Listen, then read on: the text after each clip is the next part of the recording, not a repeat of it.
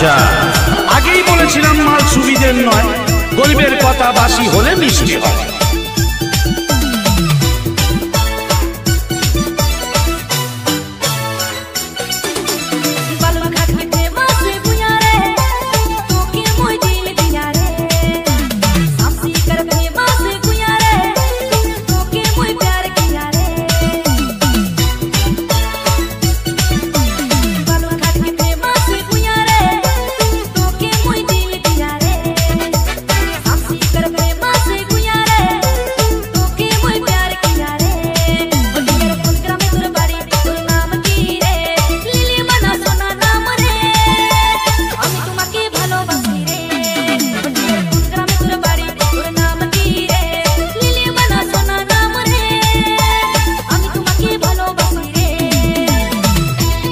रौरे मन के बीच नया गाना प्रस्तुत करता है गांव का थोड़ा डीजे तन्मय बाबू और डीजे आकाश बाबू पाशीमारी माँ दुर्गा मंडप कर सामने से।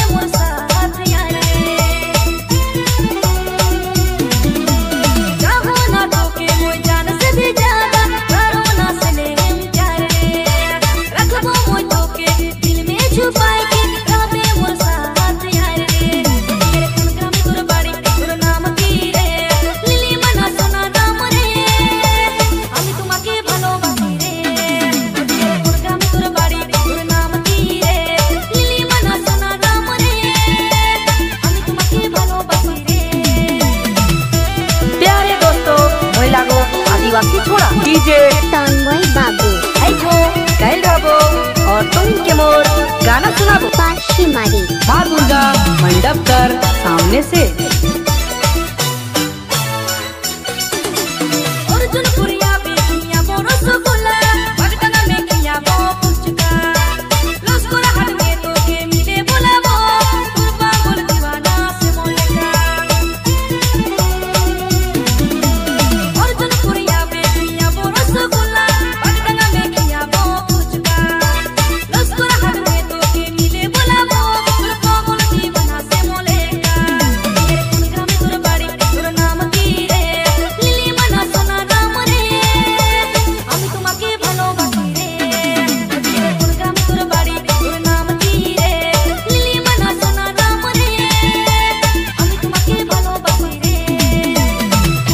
लड़की का लड़का से प्यार होवेला डीजे तन्मय बाबू मिक्सिंग गाना जहाँ बाजेला दी का धड़कन रुक जाएला पाशीमारी माँ दुर्गा मंडप का